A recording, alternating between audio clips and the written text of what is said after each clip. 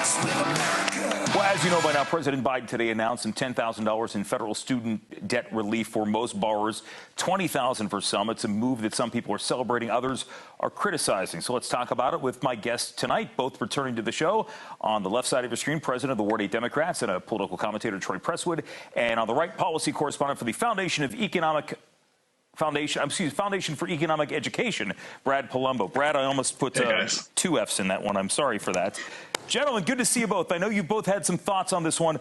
Troy, I want to start with you. This has been something that many people wanted President Biden to do. Still today, there are some that say this didn't go far enough. What's your take?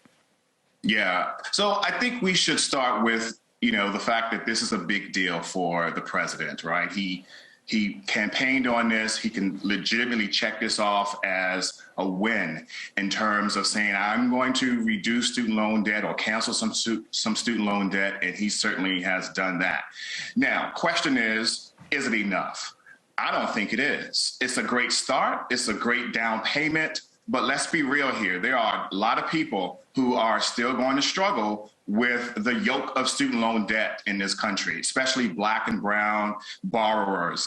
I'm one of those borrowers who had to take out loans and still paying on student loans, probably will be paying on student loans till I die. And so it would have been great had we actually had a really big a wipe away of student loan debt in this go around. It would have certainly helped others who want to buy homes, who want to have children, start families, all of those things. And so I think it's a good first start, Jim, but I think more needs to be done. Brad, we know that the likes of Bernie Sanders and Elizabeth Warren on the campaign trail back in 2020 have said they wanted to wipe it all out. And Bernie Sanders even right now is saying this, the president can do more than this. But why do you believe that this should not be on the table, period? Well, because, Jim, it makes a sucker out of people like me. Honestly, President Biden is having a laugh in the face of people who were financially responsible. I went to a public college where I got a scholarship. I started working nights as a security guard a week before my freshman year even started, and I graduated in 3 years, taking a credit overload to save that fourth year's tuition costs so I wouldn't have student debt. Turns out I'm a sucker, Jim. I should have taken those 24-hour shifts I did on some long weekends, and I should have been out at the bars with my friends, because if I just racked up $10K, well, guess what? It would have been passed on to taxpayers, and that's what we're talking about. There's no such thing as student debt cancellation. There's only transfer. This will cost, according to the Wharton School of Business, more than $300 billion to the taxpayers. That comes out, it averages out to more than $2,000 per federal taxpayer. That's a lot of money. And what you're doing is taking money from working class taxpayers who are struggling right now, and it's going to college graduates or people who attended college. And guess what? They tend to be a wealthier, more affluent slice of society. That's why people go to college, Jim. Troy, I know that when this started reaching the headlines last night, and again, there were many people who said still, when you look at what African Americans foot when it comes to their financial standing and what they have to deal with, this is still a drop. This is a drop in the bucket. So how do you look at this system? How do you make the idea of higher education more equitable and more affordable, if not by doing this, then moving forward from here?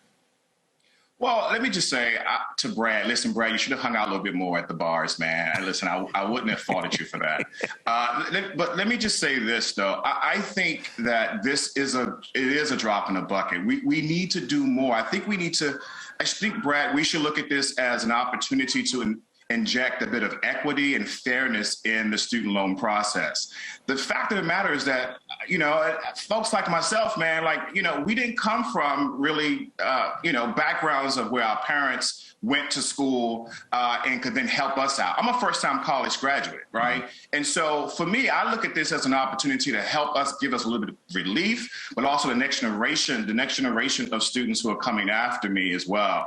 This is what it's about for me. And I think for those of us who are people of color or those of us who are struggling, you said this is about taking money away from from working class people, this is an opportunity to help working class people. I look at this. There are income caps here. There's opportunities for, lower payments going forward in the future for those who want to, again, buy a home, invest in a business, do the things that all of us Americans want to do. So I look at this as a win-win. It's still not enough, though, Jim.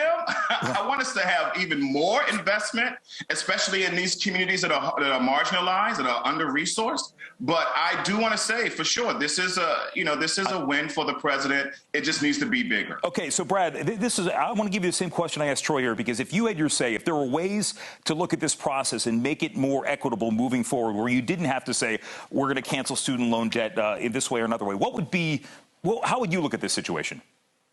Well, I actually absolutely agree with the goal, making college more affordable for everybody, including first-generation students and people of color. But this is just putting a Band-Aid on a bullet hole. According to the Nonpartisan Committee for a Responsible Federal Budget, just 4 years after canceling 10K, like Biden's planning to do, we'll be back at the same amount of student debt that we currently have, $1.6 trillion. This doesn't solve the underlying issues, which is that the price of college tuition has soared, even once you account for inflation. It's more than doubled since 1981. Why is that? Well, unfortunately, federal loan subsidies have massively inflated the cost of college. Government meddling has messed up this market. And then campus bureaucracies have become so bloated and wasteful. And there's other things, too, that we could talk about. Lots of ways to address the root of this problem. Student debt cancellation doesn't do that. It doesn't actually solve any of these problems.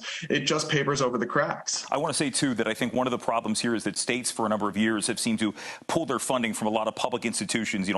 Brad, just like you, I went to a state institution where it was, $3,200 a semester my first year there, and I believe now it's like at $7,000. Gentlemen, I'm just about out of time. I want to just ask you the same question. I need a quick answer from both of you. Troy, people are looking at this and saying this is just an election year ploy by the Democrats to curry favor with young voters. Is that true? Listen, what happened today will be impactful for a number of voters across the country. I don't think it's an election year ploy. I think it's something that's necessary, and it will be impactful. Again, it needs to be bigger. Brad, same question to you. Is this an election ploy, or is this something that this was the best possible option out of what you would say would be the worst possible options here? It's a cheap stunt to buy votes ahead of a rough midterm. It's actually going to be struck down by the courts because the president doesn't have the authority to do this legally without Congress. So it's just Democrats already leading in the midterms. There has been debate. Democrats already leading in the midterms. Gentlemen, we'll see how that one pans out. We will. True. Gentlemen, I've had drinks with both of you. You're both delightful men. I appreciate you both joining me tonight. Good to see you both. Brad Polumbo, Troy Presswood. Guys, see you soon, and hopefully in person again soon.